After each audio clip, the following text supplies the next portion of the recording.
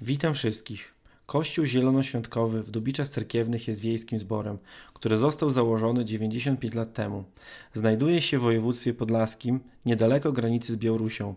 Zbór w Dubiczach Cerkiewnych obecnie liczy około 140 członków, 60 dzieci, a także około 50 sympatyków, którzy uczęszczają na nasze społeczności.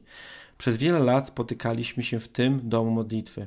W 2016 roku mieliśmy pożar budynku kościoła, jednak dzięki Bogu, a także dzięki pomocy innych zborów, wiele sióstr i braci udało nam się go wyremontować. Ale w tym czasie zrodziła się myśl o budowie nowego domu modlitwy. Nasz zbór dzięki Bożej łasce stale się powiększa. Mamy wiele młodych rodzin, dużo dzieci i młodzieży, więc zaczęliśmy tę sprawę przekładać przed Boże oblicze i modlić się o to. Po wielu rozmowach braterskich i członkowskich zdecydowaliśmy się na budowę domu modlitwy.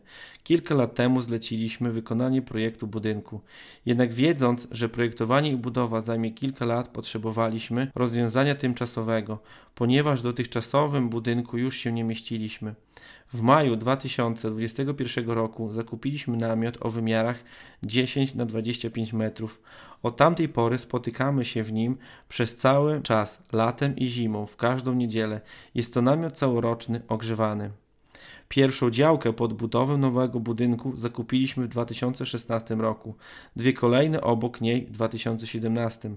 Cała powierzchnia nowego placu to 1,12 hektara, więc będziemy mieli tu sporo miejsca. Działka znajduje się w odległości około 200 metrów od obecnego domu modlitwy. Powierzchnia użytkowa całego budynku będzie wynosić około 1000 m2, z czego sam parter to około 750 m2. Główna sala nabożeństw będzie miała wymiary 18 na 16 metrów. Jest zaprojektowana na 300 miejsc siedzących. Z tyłu budynek będzie miał jadalnię z kuchnią, gdzie będzie można organizować agapę, wesela czy poczęstunki rodzinne. Sala będzie miała 160 m2. Będzie mogła pomieścić od 120 do 140 osób.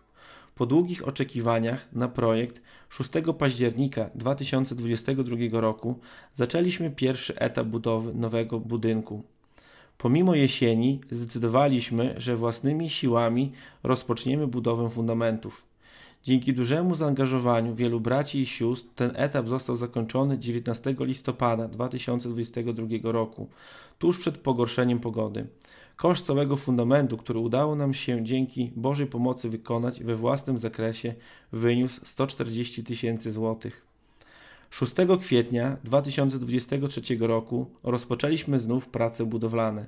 Kolejnym etapem było rozprowadzenie instalacji kanalizacyjnej wewnętrznej oraz wylanie podkładu betonowego. 20 kwietnia zaczęliśmy murowanie ścian. Stan budowy na koniec czerwca. 2/3 budynku mamy wymurowane do poziomu wieńca. W chwili obecnej oczekujemy na przyjazd gotowego stropu. Teraz nasze prace będą skupione na murowaniu sali głównej, która w szczycie będzie miała 8,5 metra wysokości. We własnym zakresie planujemy dokończyć murowanie ścian. Dach jest już bardziej skomplikowaną konstrukcją i go będzie musiała wykonać firma zewnętrzna. Koszt wykonania dachu według wyceny firm wynosi około 750 000 złotych.